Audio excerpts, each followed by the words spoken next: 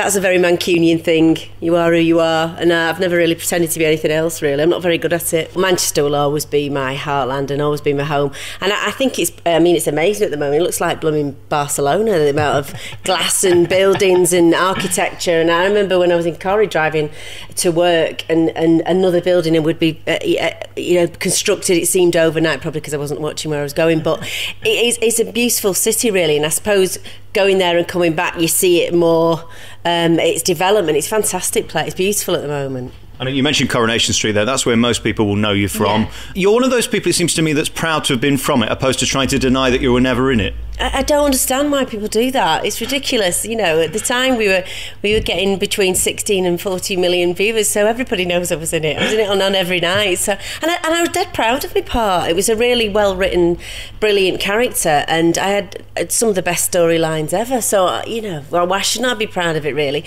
I just had enough, and not of the character, really. I just wanted to do other things and stretch myself and see what else was out there, really. I wanted to do more theatre. I'd not done that for 5 years, and the awards and the dresses and the spangly bits never really affected me that much, so it wasn't really that much of a join when I left. In fact, it was a little bit more of a relief, because now only 50% of the people you go into a room know who you are, will have a bit of a stare, and that's fantastic. So your privacy it does return in a way, because that bit of it I didn't like at all. Not that people were unkind, it was just very scary, and everybody knows your face and stuff. So that bit I didn't miss at all, to be honest. I do miss the regime of it, because it is quite regular, because when you're freelance you really don't know what's coming next, and you don't know whether you like it, and you have to make big decisions to turn this down, and then it's a big hit, or you don't turn it down, and then it's rubbish. So that's something that is difficult, but that's what I wanted, so I can't really moan. And forgive me for staring, but you've got legs. I didn't realise you had those, because I only ever saw you from the top half and above. Yeah, it was always that bit, wasn't it, from the bar? Yeah, it was good, that, really. So I used to wear all sorts of shoes behind the bar, because I was there all day, so yeah. We'll talk about Corrie in a bit, but I want to get back to something I was doing about 1:30 last night, flicking through the channels, and there you were on the Royal Family. I mean, people forget you've done so many different things, and you've always got the character parts, and I always think they're the best, because they're the most memorable. Well, that was the Royal Family was my first telly programme ever, amazingly, and they weren't employing new characters then. It was a real coup for me. But the state of me that I looked, I was sort of 26, and I thought, I'd be getting all these young bird parts, and the first thing I had was this old tart from Wythenshawe with blood vessels broken on her face and dyed hair, and I remember just nearly in tears looking at myself. And since then I really have thrown myself into a part.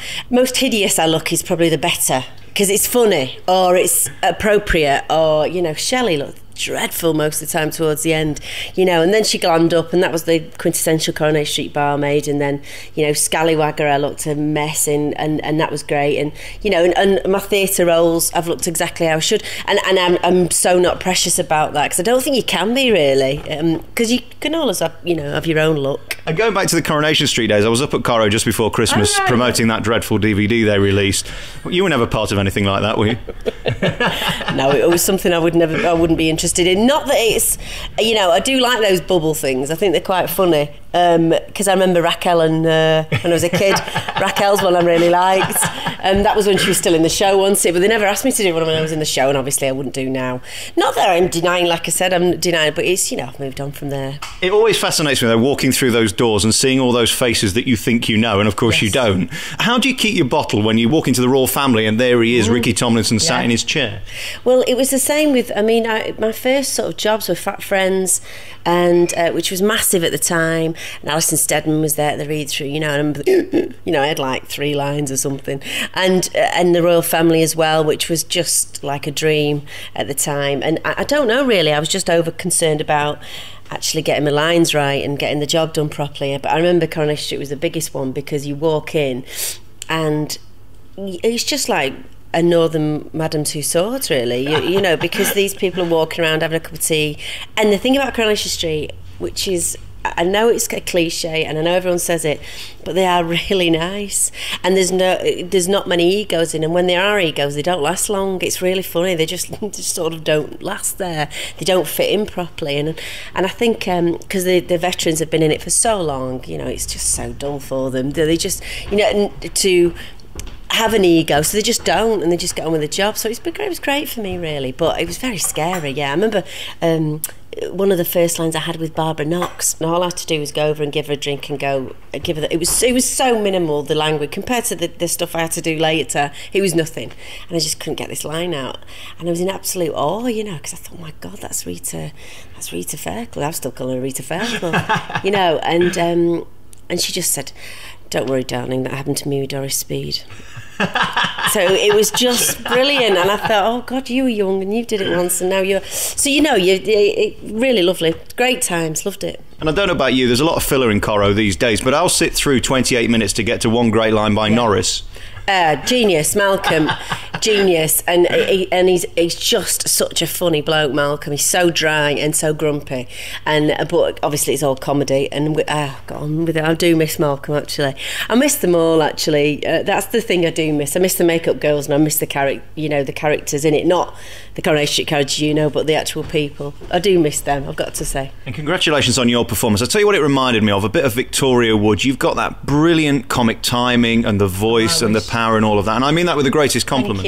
Thank you. Oh, Victoria Wood is one of my heroes, and Julie Walters is the biggest hero ever. I don't know what I'd do if I met her, but yeah, and I think that's where my stable is, really, comedy, and I always believe in acting as if you can try and make people laugh and try and make people cry and or feel, really, and then which is why the looking pretty bit has never been that I've never been that bothered, really, although sometimes it helps. You're like one of us. I mean, I know I'm never going to meet Angelina Jolie, and if I did, she'd walk straight past me. With you, I think I've got a chance. Not that I'm trying to be forward or anything. Definitely, before I was getting married, love, you definitely would have had a chance. Absolutely. I think in a way it's been a funny old weird thing, this fame malarkey, because I have the same friends. I'm dead dull, but I celebrate this. I have the same friends I had from school, and the ones I've picked up on the way are very, very special, and there's only a couple, really, that I would, in the industry, that I would call very close friends.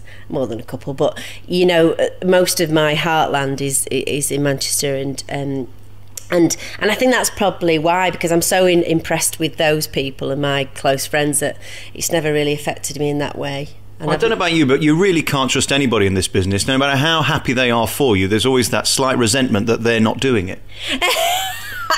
Do you know, it's funny that, and I've had this conversation with very best friends of mine, and I've never felt, I always feel absolutely fiercely proud of my friends. I mean, I keep banging on about it, but Saran in Unforgiven was brilliant, and you know, she was fantastic. There was no one else could have played that, not even me. But you know, I couldn't, because she was hers, you know, and that's and I was so proud of her. And another great friend of mine, Phil Mealy, who writes Sunshine and Royal Family, and Sunshine was amazing. And there's something I find so brilliant about my friends, and I'm in awe of them. So you know, and then when I did Taste of Honey at the Royal Exchange, every single one of them came to the opening night, and you know, and then they celebrate. Oh, it was great. So you know, I don't believe in all that. I think it's bad karma, man. But there aren't that many people who are as great as the people you've just mentioned, are there? No, I don't know why I have these mates. And honest to God, we've known each other for years. It's not like I've pinned, you know, stood next to him in a bar, and you know, it's not or them or Pete or Justin or Jason or Alan or all the others. It's just people that I have gotten very close to over the years, and they just happen to be friends, and they just really successful, which is brilliant. Congratulations on being you. I know you're in the Vagina Monologues for a while now. What's coming up next? Anything else we can talk about? I did the Royal Exchange last year. We had a very successful run of Taste of Honey, and which I played. Now that was a bit deep. If you want a bit of deepness, you know, I like a bit of that now and again. No more Wallace and Gromit, because I'm dead in that. Glad you reminded me of that, because I meant to talk to you about it. Oh. How does that feel on Christmas Day when you're the biggest star on the biggest programme that everybody's watching, everybody's talking about, and it's the #1 show of the year? Mad, wasn't it? And it's really funny because we did it in the January, and they had to follow me around Eurobeat because I'd already committed to Europe, you know.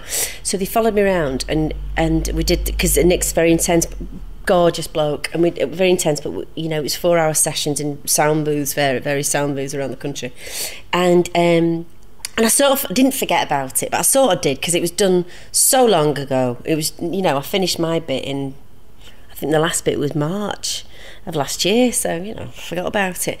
And then all this interest came again, and then the BBC were really pushing it, and it was massive, and it's just amazing that a cartoon can get so much viewing figures and profit share. And it was funny because, like, the royal family was on after that, and we were like, look at them, hey, they're dancing on the streets and eating more that night, you know, because we live around the corner. But it was just a phenomenon, really. You forget, you know, it was only my little voice, it wasn't me, it was Nick, and I just provided the voice, really. But yeah, it was great, it was fab. Paola was great, I loved her. I mean, I agree, it was only your little voice, but they had everybody in the world to choose from. He could have asked anybody, that's the point, isn't it? It's weird, that, isn't it? I know, that's really weird. But he'd been thinking about it for ages, and I think he was liberated from not having to have a big, massive international... They didn't need anything attached to that, because it wasn't a movie, it was his, again, like The Wrong Trousers. And I think he was just searching, and I'm sure nobody would have turned it down, you know. God, I was like, I remember my agent ringing Hardman, I was like that. I went, because I don't know anything about it, I went, is that Count Duckula? She went, oh God, you stupid at time, Sally, no! Well, listen from me. I went, oh my God. That's 20 years earlier. Yeah, 20 years, Cosgrove Hall, that's what I was thinking of, you know. Sally, congratulations on being you. You're such a big star, and good luck in the show, and in the future. Thanks for talking to me. Thank you very much, Alex.